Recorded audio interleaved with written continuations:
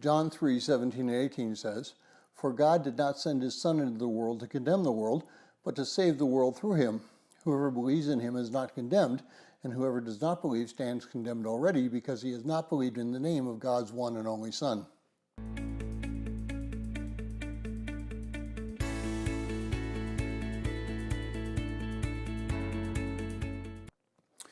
Well, if you're joining us in reading through this 60-day reading plan, today's reading is John 3, and I encourage you to read that passage.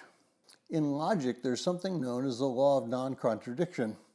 Something that is true cannot be contradicted by something else that is true. In other words, two opposites must either be both false, or one is true and the other is false. Jesus uses this logic in conversations with Nicodemus. In verse 18, he says that someone who believes in him will not be condemned, but someone who does not believe has already been condemned. Both these statements must be true, so that what he says about being born again may be true.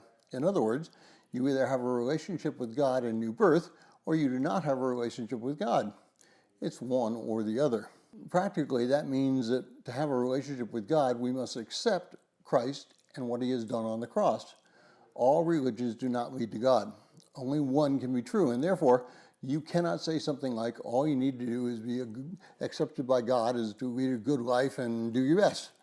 That contradicts what Jesus has said in John 14:6. It is only through him that we may come to the Father. Now, you cannot believe that everyone will come to a relationship with God.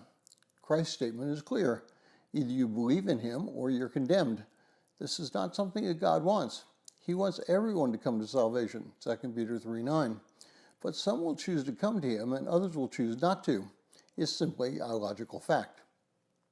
Therefore, it is our only job to present Christ to others. It is their responsibility, not ours, that that truth be accepted as truth. God will determine what the outcome will be.